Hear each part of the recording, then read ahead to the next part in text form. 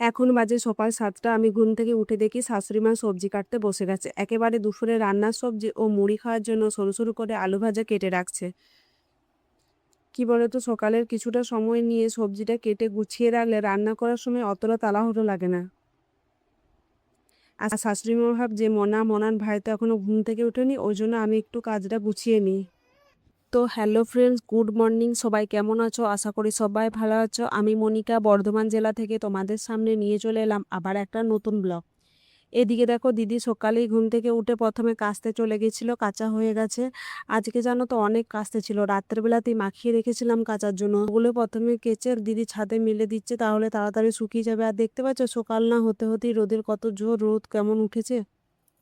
আর আমি রান্নাঘরে তো আলু ভাজাগুলো ভালো করে ধুয়ে নিলাম, যেগুলো সকালে শাশুড়ি মা কাটলো। ওই আলু ভাজাগুলি ভালো করে ধুয়ে কড়াইতে আলু ভাজা করতে চাপিয়ে দিলাম। মোনার ভাই কিন্তু আলু ভাজা দিয়ে মুড়ি খেতে খুবই ভালোবাসে। কার কার আলু ভাজা দিয়ে মুড়ি খেতে ভালো লাগে কমেন্টে জানিও কিন্তু অবশ্যই।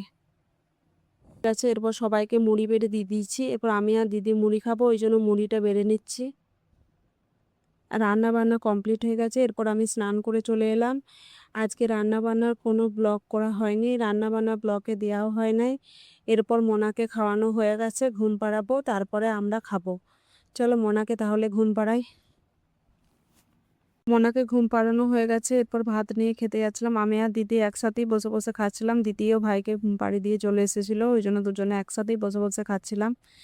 দুজনে মিলে খেতে খেতে হাসছি আর বলছি দেখ আজকে কত কিছু রান্না হয়েছে। এত কিছু রান্না করতে করতে আজকে সারাটা দিন চলে গেল, কোনো ব্লগও করা হলো না, শুধু রান্নার করতে করতে। আজকে রান্না হয়েছিল পাট শাক, মানকচুর তরকারি, চচ্চড়ি, মাছ ঝালদা, চিকেন কষা। তাহলে ভাবো তোমরা, এত কিছু রান্না করতে করতে সময়ই তো চলে গেল, কখন আর ব্লগটা করবো। ব্লগ করার জন্য সময়ই পেলাম না। ক্যামেরাটা যে ফিট করব তার জন্যই কোনো সময় পাচ্ছি না। আর তার ছেলে তো বাচ্চা দুটো তো আছেই জ্বালানোর জন্য। তারপর খাওয়া দাওয়া কমপ্লিট করার পর বাসনগুলো ধুয়ে নিয়েছিলাম, বাসনগুলো ধুয়ে পরে কিছুক্ষণ রেস্ট করেছিলাম, তারপর একবারে বিকালে উঠে গেছি। তো চলে এলাম তোমাদের কাছে একেবারে বিকালে। বিকালে মোনাকে একটু বাইরে ঘুরতে নিয়ে যাব বলে রেডি করছিলাম। আর দেখতে পাচ্ছ কত দুষ্টুমি, একদম রেডি হতে চায় না, বদমাইশি কম নয়, দুটোই সমান। ভাই আর দিদি না দুজনেই সমান, কিছুতেই রেডি হতে চায় না, শুধু বদমাইশি। দেখতে পাচ্ছ চিরুন দিয়ে আমার নাকটা ঘষে দিচ্ছে, বলছে তোমার নাকটা মা আমি চিরুন দিয়েই কেটে দেবো। বিকালে দিদিকে আর ভাইকে মাঠে ঘুরতে নিয়ে গিয়েছিলাম, এদিকে মাঠে ঘুরে তো ঘর চলে এসেছি।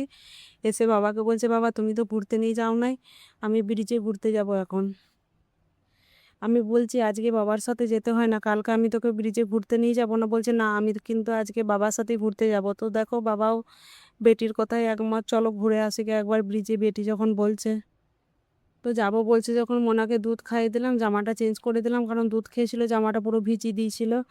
ওই জন্য তিনজনা দিয়ে চললাম একবার ব্রিজে ঘুরতে। এটা বেশি দূরে নয়, আমাদের ঘরের কাছেই ব্রিজটা।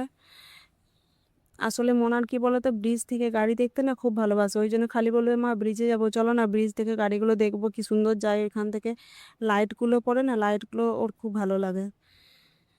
তো ফ্রেন্ডস, আজকের ভিডিওটা আর বেশি বড় করছি না, এখানেই শেষ করছি। ভালো লাগলে ভিডিওটিতে লাইক কমেন্ট ও শেয়ার করবেন, পাশের বেল আইকনটি ক্লিক করে পাশে থাকবেন। আবার দেখা হবে আপনাদের সাথে নেক্সট ব্লগে, ততক্ষণ ভালো থাকবেন, টাটা।